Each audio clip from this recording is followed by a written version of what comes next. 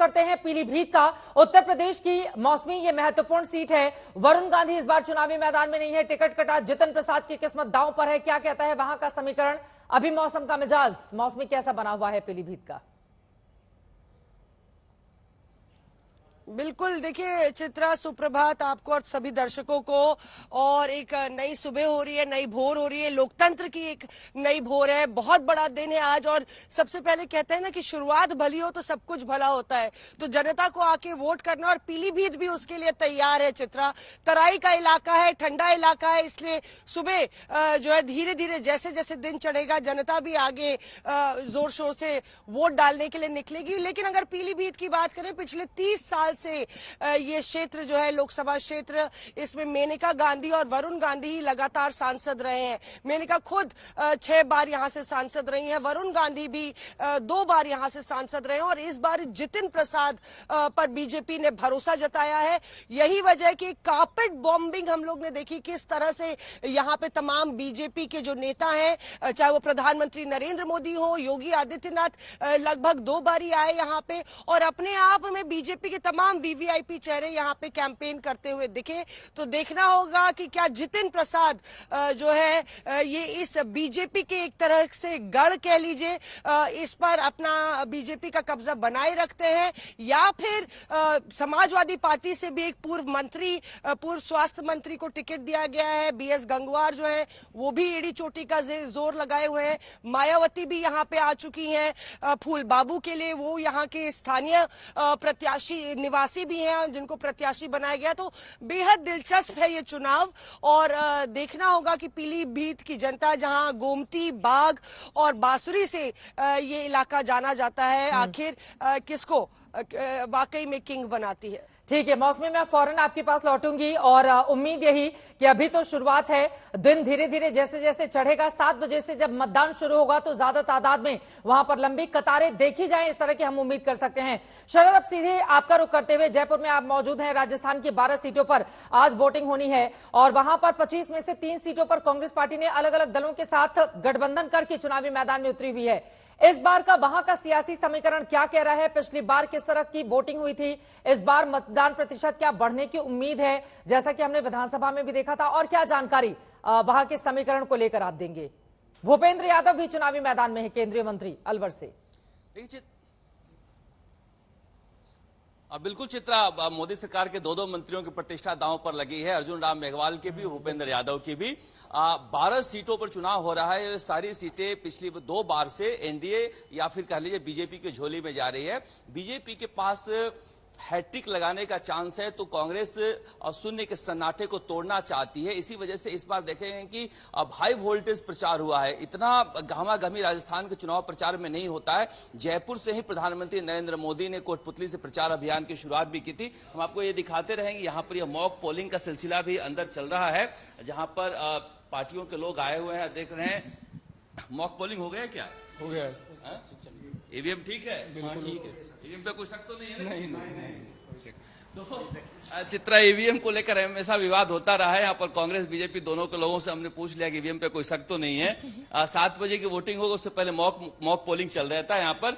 लेकिन देखिए, हम बता रहे थे कि राजस्थान में जो 12 सीटें हैं वो काफी महत्वपूर्ण हैं। तो बीजेपी को अगर 400 पार का नारा उन्होंने दिया है तो राजस्थान जीतना जरूरी है। गुजरात के बाद कहा जाता है कि प्रधानमंत्री नरेंद्र मोदी की लोकप्रियता सबसे ज्यादा जो है राजस्थान में है। मगर दूसरी तरफ कांग्रेस को लगता है पूरे उत्तर भारत में हमारी कहीं मजबूत स्थिति है तो राजस्थान में है, क्योंकि सबसे अच्छा प्रदर्शन उन्होंने किया था यहां पर विधानसभा चुनाव में। इसीलिए कहा जा रहा है कि यहां पर सचिन पायलट हो, अशोक गहलोत हो, तमाम बड़े नेता यहां पर दम लगाए हुए हैं। लेकिन फिर भी बीजेपी कोशिश कर रही है कि मोदी के नाम के भरोसे हमारा यहां पर पार लग जाए। मगर जो आपने कहा कि इस बार गठबंधन में गए हैं, तो अच्छी खासी परफॉर्मेंस के बाद भी नागौर की सीट उन्होंने राष्ट्रीय लोकतांत्रिक पार्टी के नेता हनुमान बेनीवाल को दे दिया और सीकर की सीट कम्युनिस्ट पार्टी के अमराराम को दे दिया।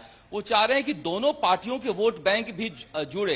बीजेपी की सीटें किसी भी तरह से कम हो जाए, चाहे किसी की झोली में चला जाए, इस तैयारी के साथ जो है कांग्रेस इस बार चुनाव मैदान में उतरी है। किसी भी तरह से चाहती है कि 2 बार से जो 25 की 25 बीजेपी जीत रही उसे तोड़ा जाए। जयपुर में भी देखिए यहां पर जयपुर ग्रामीण में सचिन पायलट की प्रतिष्ठा दांव पर लगी हुई है, क्योंकि काफी संघर्ष करने के बाद अपने एक शिष्य अनिल चोपड़ा का टिकट लेकर आए हैं जयपुर ग्रामीण में। तो बीजेपी ने अपने पुराने कद्दावर नेता शाहपुरा के ठिकानेदार राव राजेंद्र सिंह को उतारा है।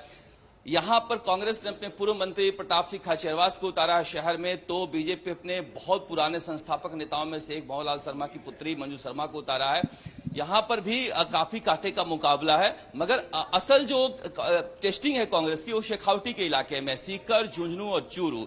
पहली बार बीजेपी में टिकट कटने के बाद किसी ने बगावत करने की हिम्मत की तो चूरू में राहुल कसवा ने, और कांग्रेस का दामन थामा। वहां पर भी प्रधानमंत्री जाकर अपना व्यक्तिगत कहकर आए हैं कि देवेंद्र झाझड़िया चुनाव लड़ रहा है, नरेंद्र ने देवेंद्र को भेजा है, नरेंद्र की इज्जत संभालना। तो आप समझिए कितना ये प्रतिष्ठा का सवाल है इस बार राजस्थान का। अब पता नहीं, अमित शाह तो कह रहे थे कि हर बार का चुनाव है, आप लोग भूल जाते हो, हर बार कहा जाता है कुछ सीटें कांग्रेस जीतेगी, लेकिन 25 की 25 से निकलती है, हमारी 25 की 25 निकलेगी। इतना जरूर है कि विधानसभा चुनाव में जो कांग्रेस के अंदर फूट थी वो फूट लोकसभा चुनाव में नहीं दिखाई दे रही है। यहां पर कांग्रेस को लग रहा है कि यहीं से संभलने का एक मौका है। अब पता नहीं जनता कितना संभालती है, यह देखना दिलचस्प होगा। चित्रा, राजस्थान की 25 में से 12 सीटों पर आज मतदान हो रहा है, जिसके बारे में जानकारी हमारे संवाददाता शरद ने आप तक पहुंचाई है। अब जरा बिहार का रुख कर लेते हैं। रोहित हमारे साथ बिहार से जुड़े हुए हैं। रोहित को स्क्रीन पर दिखाएं आप। हाँ, रोहित दिखाई दे रहे हैं। रोहित, सीधे आपके पास आते हुए, बड़ा दिलचस्प है, आप जमुई से मौजूद हैं। जमुई में हमने देखा कि किस तरह से चिराग पासवान की मां को लेकर कुछ टिप्पणी की गई, जिसके बाद आरजेडी और एनडीए में आपस में ठन गई। वहीं 4 सीटों पर मतदान है, जिनमें औरंगाबाद और नवादा 2 पर बीजेपी है, जमुई से चिराग पासवान के बहनोई हैं, तो गया से जीतन राम मांझी की किस्मत दांव पर है। क्या कह रहा है वहां का सियासी मिजाज और क्या तैयारी है वोटिंग को लेकर? रोहित जी चित्रा, देखिए जहां तक आप बड़े नामों का जिक्र कर रही थी तो 2 बड़े नाम हैं जो इस बार चुनावी मैदान में है। गया से पूर्व मुख्यमंत्री जीतन राम मांझी की साख जो है वो दांव पर लगी हुई है, तो वहीं दूसरी तरफ जमुई से चिराग पासवान जो है वो चुनावी मैदान में इस बार नहीं उतर रहे हैं। हालांकि पिछले 2 बार से वो यहां से सांसद रहे हैं, लेकिन इस बार चिराग पासवान हाजीपुर चले गए हैं, जहां जो अपने उनके पिता की परंपरागत सीट रही थी, और उसके बाद उन्होंने अपनी ये सीट अपने जीजा जी अरुण भारती के लिए जो है वो छोड़ दिया है, और अरुण भारती इस बार चुनाव लड़ रहे हैं। हालांकि परिवारवाद का भी आरोप जो है चिराग पासवान पर लग रहा है कि उनके जाने के बाद उन्होंने अपने जीजा जी को ये सीट दे दी है। लेकिन जमुई सीट कितना महत्वपूर्ण है इसका अंदाजा इस बात से लगाया जा सकता है कि खुद प्रधानमंत्री नरेंद्र मोदी ने बिहार में जो चुनावी शंखनाद किया था तो वो जमुई से ही किया था, जहां पर उन्होंने वो आकर अरुण भारती के लिए उन्होंने वोट मांगा था। और ऊपर से 2 दिन पहले जिस तरीके से चिराग पासवान गाली कांड का जो वायरल वीडियो सामने आया, जहां पर चिराग पासवान को मां बहन की गालियां जो है गंदी गंदी दी जा रही हैं, उसको लेकर भी जो सियासी पारा है वो जमुई के साथ साथ बिहार में भी जो है वो चढ़ गया है कि किस तरीके से गालियां दी जा रही थी चिराग पासवान को भद्दी भद्दी तेजस्वी यादव के सामने ही उस जनसभा में, और तेजस्वी यादव खामोश बैठे थे। इसको भी एनडीए ने बड़ा मुद्दा बनाया और चुनाव आयोग तक ये पूरे मामले को लेकर चली गई है। लेकिन अब आज 4 सीटों पर जो है मतदान होना है, औरंगाबाद, नवादा, जमुई और गया। और एक तरफ जहां जीतन राम मांझी चुनावी समर में एक बार फिर से उतरे हुए हैं हिंदुस्तानी अवाम मोर्चा के टिकट पर गया से, वहीं जमुई में भी जो है प्रतिष्ठा का सवाल है, यहाँ पर लड़ाई हो गई है। क्योंकि चिराग पासवान, देखिए चेहरा तो चिराग पासवान ही है, अरुण भारती को कोई जानता नहीं है यहाँ पे, तो चिराग पासवान ने ही एक तरीके से कहें तो प्रॉक्सी कैंडिडेट यहाँ पर है, और उन्हीं के नाम पर जो है यहाँ पर आज वोटिंग होगी। और खुद चिराग जो है इस बार हाजीपुर से चुनाव लड़ने जा रहे हैं। चित्रा, और यहाँ पर हम दिखा भी रहे हैं पहले चरण के कौन कौन से दिग्गज हैं। एक बार जरा बिहार की वो तस्वीरें हमने दिखाई, कौन कौन से दिग्गज चुनावी मैदान में है। जैसा कि रोहित बता रहे थे कि वहां पर आपको बता दें, अरुण भारती जो कि बहनोई है, 45 साल इनकी उम्र है चिराग पासवान के, उनको जमुई बिहार से मैदान में उतारा गया है। अर्चना कुमारी और सकलदेव दास, इन तीनों के बीच वहां पर मुकाबला देखने को मिल रहा है। अब कौन किस पर भारी पड़ेगा देखना महत्वपूर्ण होगा। आरजेडी की ओर से अर्चना कुमार है। बड़ा दिलचस्प है, आज जिन 4 सीटों पर मतदान हो रहा है, एनडीए की ओर से 2 पर बीजेपी, 1 पर हम की पार्टी जीतन राम मांझी खुद है, 1 पर चिराग पासवान की पार्टी है चुनाव मैदान में। तो उनके विपक्ष में आरजेडी ने अपने चारों कैंडिडेट उतार कर रखे हुए हैं, क्योंकि महागठबंधन में आरजेडी को ही ये सीटें मिली हुई हैं। अगर हम बात करें तो जीतन राम मांझी, इनकी भी प्रतिष्ठा दांव पर लगी हुई है। गया से चुनावी मैदान में वो उतरे हुए हैं। आपको बता दें, काफी बुजुर्ग अनुभवी नेता है, 40 साल से ज्यादा हो चुका है उनको राजनीति का अनुभव। पूर्व मुख्यमंत्री भी रह चुके हैं, लेकिन इस बार उनकी स्थिति क्या रहती है यह देखना महत्वपूर्ण रहेगा। बिहार का सियासी मिजाज क्या बोलता है? 40 कुल सीटें हैं, 39 पर पिछले बार भारतीय जनता पार्टी एनडीए ने जीत हासिल की थी।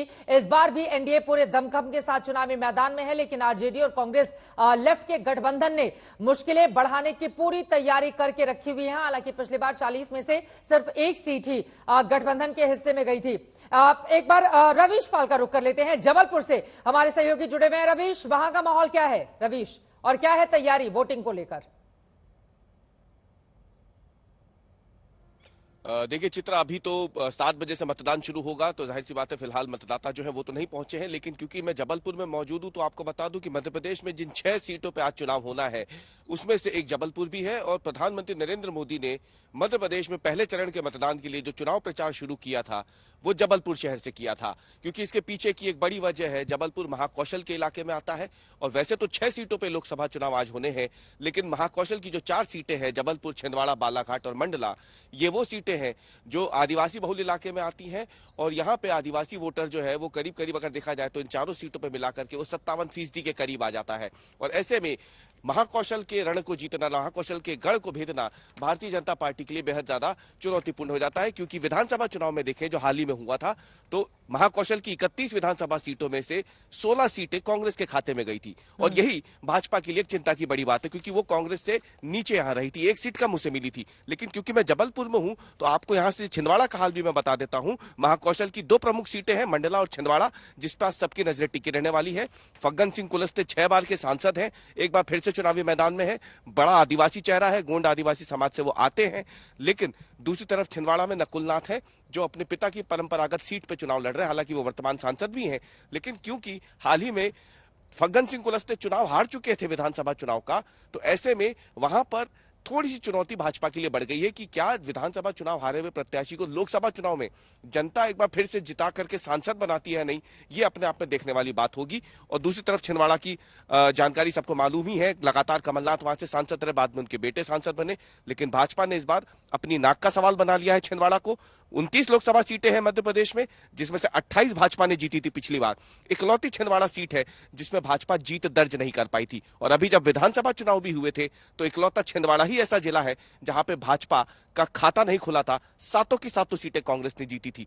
तो मंडला, छिंदवाड़ा, जबलपुर और बालाघाट, ये 4 सीटें हैं जो मध्य प्रदेश में पहले चरण के मतदान के हिसाब से देखा जाए छिंदवाड़ा तो की आप बात कर रहे हो हैं जाती रवीश, है। और वैसे कुल छिंदवाड़ा मध्य प्रदेश का इस वक्त वो तमाम चेहरे भी हम आपको दिखा रहे हैं। नकुलनाथ जो कि 49 साल के हैं, बंटी विवेक साहू जो कि 43 साल के हैं, भारतीय जनता पार्टी से विधायकी का चुनाव भी लड़कर गए हुए थे। और आपको बता दें आज की तारीख में जो उम्मीदवार मैदान में उतरे हुए हैं उनमें सबसे ज्यादा अगर करोड़पति उम्मीदवारों की बात की जाए तो टॉप 10 में सबसे ऊपर आते हैं नकुलनाथ अपनी 700 करोड़ की संपत्ति के साथ। इन तीनों के बीच वहां पर मुकाबला है, कौन किस पर भारी पड़ेगा इसके लिए करना होगा इंतजार। हमारे तमाम सहयोगी अलग अलग हिस्सों से लगातार जुड़े हुए हैं, चर्चा में आगे बढ़े। आज होना है मतदान, अगर आपके हिस्से में आज होगी वोटिंग तो आप वोट करने के लिए जरूर जाएगा, क्योंकि यही 5 सालों का आपका सबसे बड़ा मौका है अपनी सरकार को चुनने का।